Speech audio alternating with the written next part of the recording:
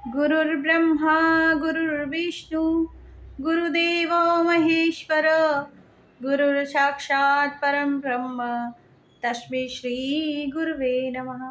ओम श्री गुरुदेवाय नमः। तो हम अभी 5वां अध्याय हमारा चल रहा था इससे पहले। तो उसमें कैसे सुम निशुम ने सारी देवताओं को हरा दिया, उनका सारा हाथी घोड़े सब ले लिए, उनकी शक्तियों को छीन लिया था। तो तब माँ पार्वती के शरीर से कौशिकी नाम जो माँ भगवती थी वो प्रकट हुई और 2 रूपों में बढ़ गई। जो महाकाली, काला पड़ गया तो महाकाली के रूप में हो गई, और जो कौशिकी नाम से विख्यात हुई। तो जब हिमालय पे गई माँ, तो सुम निशुम के दूतों ने देखा, तो कि चंडमुंड ने देखा, चंडमुंड ने जाके राजा को बोला कि बहुत सुंदर स्त्री है, उसको आप अपना बना लो, उसको अपना ले लो, अधिकार में ले लो। तो जाते हैं तो तब माँ जो है बहुत धैर्य से बोलती है कि भाई मैं शुंभ और निशुंभ जब मुझे युद्ध में पराजित कर लेंगे तो उसके बाद जो बलवान होगा उसी से मैं शादी करूँ, जो मुझे युद्ध में हरा देगा। तो तब फिर दूत जो है वो कहता है कि आप चलो हमारे साथ, अभी तो बड़े इज्जत से बोलने के लिए आए हैं, और फिर बाद में अगर परेशानी होगी तो आपको बाल रूप से भी घसीट कर भी ले जाना पड़ता है। तो माँ कहती है कि जाओ उनको भेजो शीघ्र, फिर जो होगा देखा जाएगा, तुम चिंता मत करो। तो तब ऋषि कहते हैं, देवी का यह कथन सुनकर दूत को बड़ा अमर्ष हुआ, क्योंकि दैत्य था ना, दैत्य स्वभाव का था, तो अहंकार तो एकदम, बस कुछ बोलोगे तो वो तो लग जाएगा ना, पूरी तरह से पावर में आ जाता है। तो उसने दैत्यराज के पास जाकर सब समाचार विस्तार पूर्वक सुनाया। दूत के उस वचन को सुनकर दैत्यराज कुपित हो उठा। कैसे मना किया, क्यों हिम्मत हुई, ऐसे कैसे मना कर सकता है कोई मुझसे, मैं तो हूँ, मैं मुझसे कैसे कोई मना कर सकता है। अहंकार का चरम सीमा जो होती है। और दैत्य सेनापति धूम्रलोचन से बोला, देखो इनके जो, इसके जो कैरेक्टर भी है ना, सारे के सारे असुर कितना मतलब सूक्ष्म में है। देखो अहंकार जगा, शुंभ निशुंभ नाम का अहंकार जगा, तो अहंकार जब जगता है ना तो शरीर से कहीं ज्यादा जो है वो दिमाग पर चढ़ जाता, चंड और मुंड के रूप में रिएक्ट, कुछ समझ में नहीं आता ना क्या करना चाहिए क्या नहीं करना चाहिए। तो चंड मुंड जैसे, एक के पास सिर नहीं, एक के पास शरीर नहीं, ऐसी हालत हो जाती है हमारी। और फिर आ गया धूम्रलोचन। धूम्रलोचन, धूम्र माने क्या होता है, धुआं, और लोचन माने होती है आंखें। और जब ऐसी स्थिति होती है तो हमारी आंखें धुंधली हो जाती है, हमें सही, कुछ सही और गलत दिखाई नहीं देता, तो उसको ही धूम्रलोचन कहते हैं।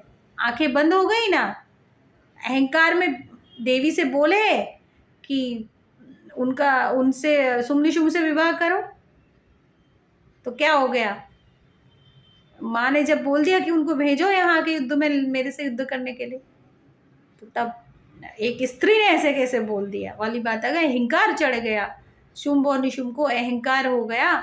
तो अहंकार जब हुआ, तो अहंकार कब होता है हमें, है ना, जब चंडमुंड ने उनको बोला आके।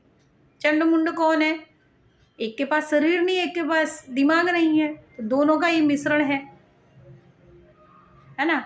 तो बुद्धि में फिर क्या हुआ, धूम्रलोचन आ गया। धूम्रलोचन को सेनापति था उसका। धूम्रलोचन कौन है, जिसकी आंखें धुंधली हो जाती हैं, जिसकी आंखों में धूम्र के समान जिसकी आंख है, जो सारी विवेक बुद्धि को नष्ट हो गया, वो धूम्रलोचन की जैसी हमारी भी आंखें, अहंकार बढ़ने से हमारी आंखों में कुछ दिखाई नहीं देता, है ना। धूम्रलोचन जैसी स्थिति हो जाती है, हमारी आंखों में धुआं धुआं धुआं, मतलब क्या, कुछ दिखाई नहीं देना। आंखों में धुआं लगेगा तो दिखाई नहीं देता ना, तो अच्छा और बुरा देखने की स्थिति नहीं पैदा होना अंदर, वो है धूम्रलोचन।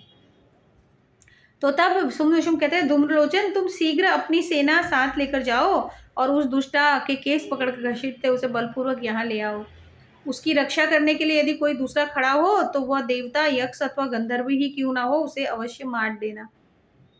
तब ऋषि कहते हैं, शुंभ के इस प्रकार आज्ञा देने पर वह धूम्रलोचन दैत्य 60,000 असुरों की सेना को साथ लेकर वहाँ से तुरंत चल दिया।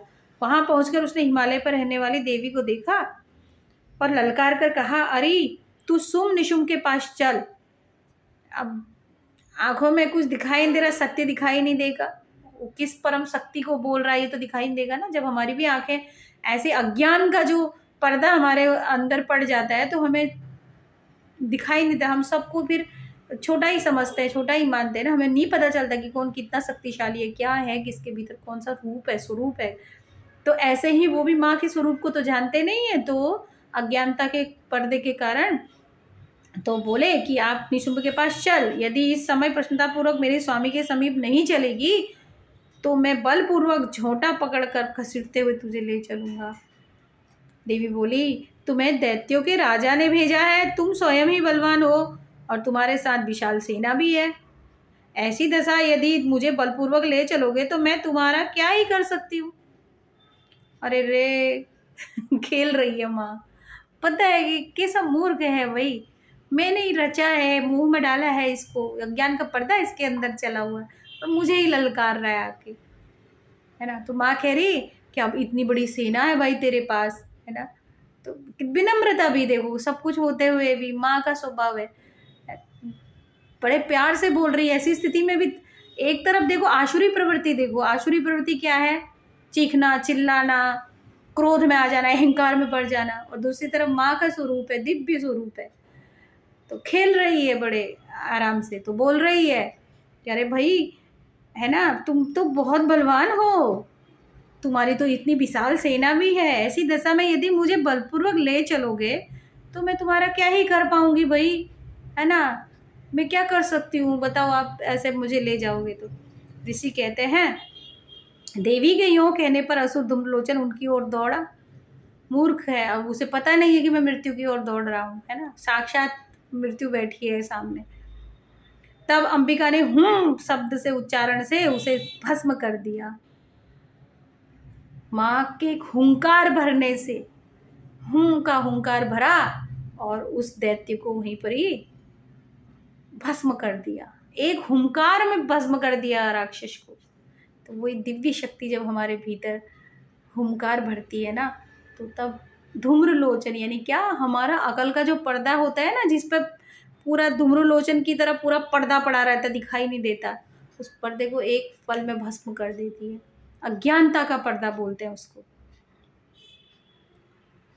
तो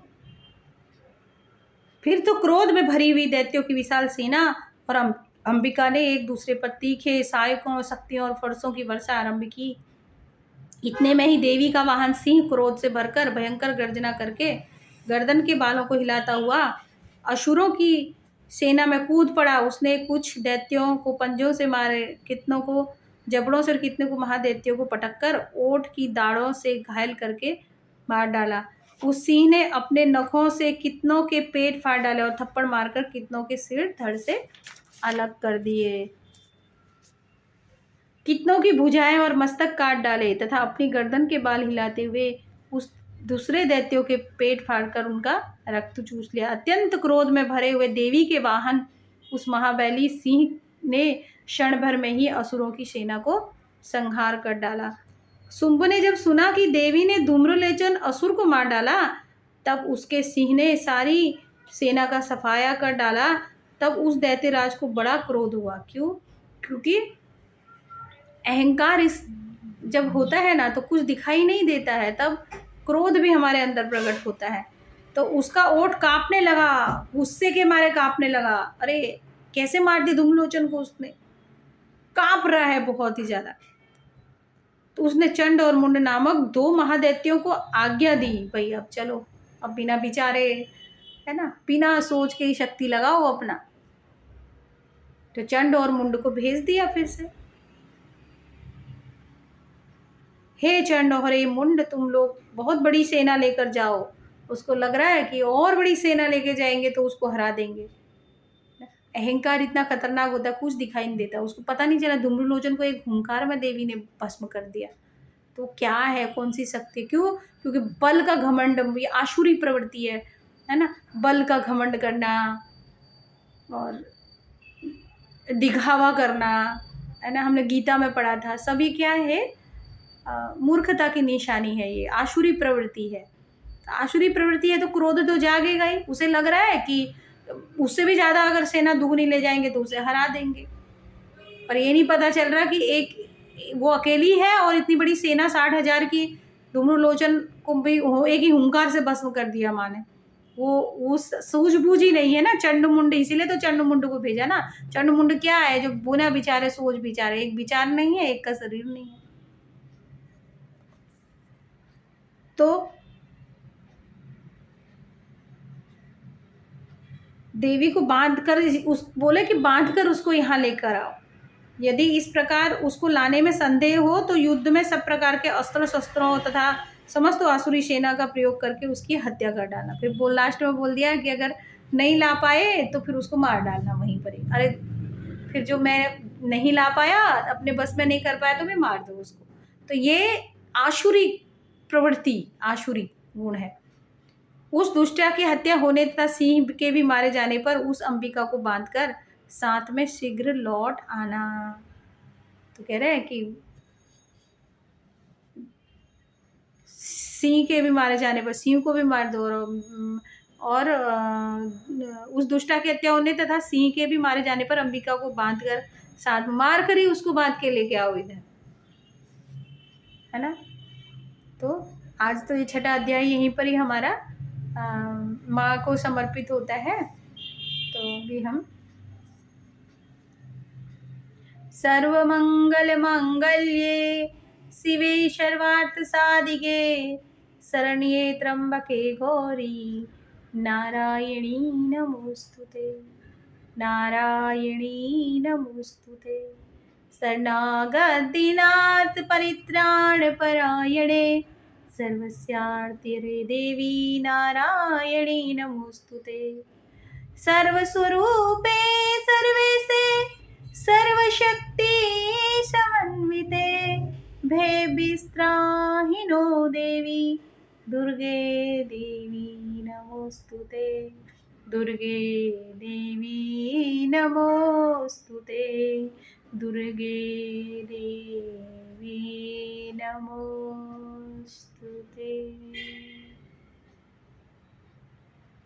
जय माता दी।